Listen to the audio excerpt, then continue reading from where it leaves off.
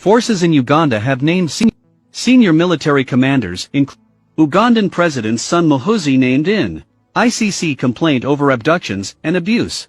Muhoozi Kainerugaba leads Special Forces Command, an elite military unit blamed for widespread abuses. Lawyers acting for the victims of a wave of abductions and torture by security forces in Uganda have named senior military commanders, including the president's son, in a complaint to the International Criminal Court. Prosecutors at the ICC are already reviewing an earlier submission from the opposition politician Robert Kyagulanyi, the former reggae singer known as Bobby Wine, describing widespread human rights abuses before presidential polls held in January. President Yoweri Museveni claimed victory in the vote, which was marred by allegations of fraud and the death of at least 50 people during protests. Most were shot by security forces. Kyagulanyi's National Unity Platform Party has listed more than 600 members and activists said to have been detained. NUP officials believe the true figure is likely to be higher. It has been difficult to identify the masked men or vehicles used in the abductions, as well as torturers and guards in prison. However, lawyers, campaigners and victims blame the Special Forces Command, an elite military unit, for many of the abuses. The new complaint, also filed on behalf of Kyagulanyi, will be submitted to the ICC this week. The SFC is commanded by Museveni's son 47-year-old son Lt Gen Muhoozi Kainerugaba, who is named in the complaint along with several senior officers. In Uganda today, the civil function is subverted in favor of the military that patrols all towns and cities, the complaint alleges. The military maintains power of arrest over civilians who are held on vague and indeterminate charges. The complaint describes hundreds of abductions. Some detainees have had their joints or genitals beaten with wires, have been burned with cigarettes, or had fingernails torn out. At least one detainee has been confirmed as having died in custody, although the death toll is thought to be much higher. Many of those abducted have suffered significant and potentially lasting physical and psychological harm. Ugandan military spokespeople have repeatedly denied responsibility for any abuses, and Museveni in a national address in February dismissed allegations that his forces had illegally detained civilians, saying the army was a disciplined force, and that his party does not kill its opponents.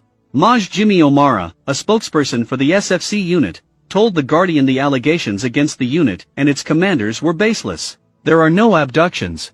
These are normal arrests. Operations here are managed and controlled by the police force, so I don't see where the SFC would be involved, he said. However, in a letter dated February 23 that was sent to the Monitor newspaper, Museveni stated that the SFC had held more than 50 civilians without charge since November. Those held have been with SFC, helping them to expose the whole criminal scheme of elements of the opposition plus their local parasite and foreign backers, Museveni said.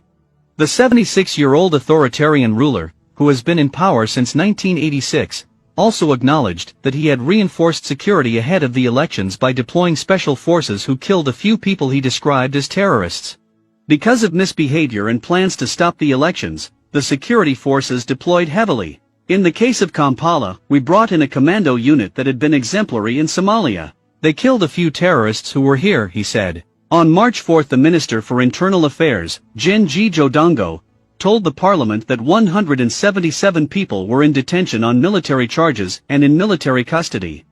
The allegations will draw attention to the long-standing relationship between the military and Western powers, which have seen Uganda as a loyal ally in a volatile region. The Special Forces Command was set up in 2011 and trained in 2014 and 2015 by U.S. Navy SEALs. Muhoozi was its commander at this time. The training covered close-quarters combat, sniper operations and combat casualty care, among other topics. The unit was then sent to Somalia as part of AMISOM, a multinational force deployed by the African Union to fight Islamic militant insurgents. The people we are dealing with in Somalia, they have trained in Afghanistan, Iraq and Yemen, so you need people who can fight behind the lines, Omara said. Some Special Forces troops were brought back to Uganda before campaigning began last year for the January elections and, opposition officials say, deployed to intimidate Kyagulanyi's supporters and activists before, during and after the poll. After stepping down to serve as National Security Advisor in 2017, Muhoozi was reappointed commander of the SFC in December, a move some critics said signaled a possible escalation of opposition harassment. He is also a presidential advisor on special operations. Lawyers acting for Kyagulanyi say the abuses amount to systemic violations of international human rights law. Bruce Afrin, the US-based lawyer who has drawn up the new complaint on behalf of Kyagulanyi, said, "Our request is for Museveni's son to be charged." Muhoozi Kainerugaba is the commander of the Special Forces Command, the unit that Museveni himself identified as involved in the abductions, and as such is responsible for their actions. He can't just hide under the principle he was carrying out an order. The consistent playbook is that they hold these people, and eventually some make statements that are false under duress. Cases listed in the complaint include that of a 75-year-old woman, Regina Namukwasa, who reported that her 3 sons were picked up for unknown offenses by plainclothes operatives on January 6, and Jolly Jacqueline Tukamushaba, 45, who was allegedly abducted on January 10 from her home and driven away in a pickup truck. According to her daughter, Tukamushaba had put up Kyagulanyi campaign posters inside their house, and was working at a local non-governmental organization. The family reported the matter to police, who said they had no information on her whereabouts. In another case, Ronald Segawa, 22, was found left for dead at a mortuary in Malego in January but rescued by staff. His condition and injuries suggested he had been starved and electrocuted, and had had his nails removed and fingers broken, with one snapped off at a joint. The U.S. provides almost $1 billion annually in development and security assistance to Uganda, and officials say Washington plays a key role in supporting the professionalization of the military. In 2018, U.S. officials said the U.S. Embassy in Kampala had not worked with the SFC since early 2016 because of human rights concerns. This month the Secretary of State, Antony Blinken, announced that visa restrictions would be imposed on those responsible for recent human rights abuses. Uganda received more than £150 million of British aid last year, the highest total for a decade, as well as funding for human rights training for police and the prison service.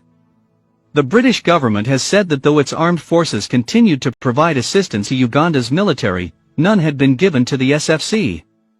The U.S. has provided significant support for AMISOM, and special forces and other units have worked closely with Ugandan and other troops.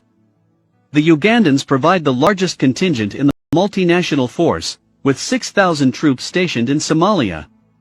A spokesperson for U.S. Africa Command said it had conducted training engagements with Ugandan forces in 2014, 2015, and 2016, and that engagement with Ugandan forces in Somalia continued.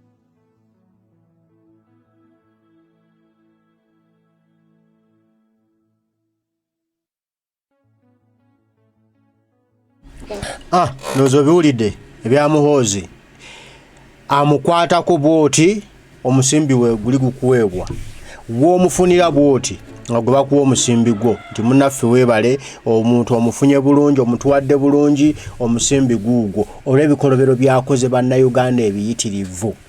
Bano baboyi bakoze ebikolobero balowooza n'ensi yaabwe baagigula baamalayo bannantagambwako simanya ndi mwana wa pulezidenti simanya nze nkulira amagye simanya nze nkulira SFC nga bo balowooza ba kitalo so kumbe ensi ebalengera ebakeneka bagamba laba nnono ati nno yessaawa ne bagamba ebintu bya Kyagulanyi abikwata poole poole abikwata mu ngeri ya mpola mpola naye atamaana abiggusa ate nabagamba nti ono oba Katonda gwasinza wa njawulo si ffe gwe tusinza Katonda we mulalamuko ebintu bye bikola abitandika mpola olugendo ogenda kulaba nga teluvuddeyo nga luyiseemu kati boyi bamwetaaga nga limida ng'emikono gimuze giyitawemera ntungo ate kebabyogera bino olunaku lugenda kukya olu gusaba kimu bulamu olulabeko nga bamukimye wepaba nga bamulina mida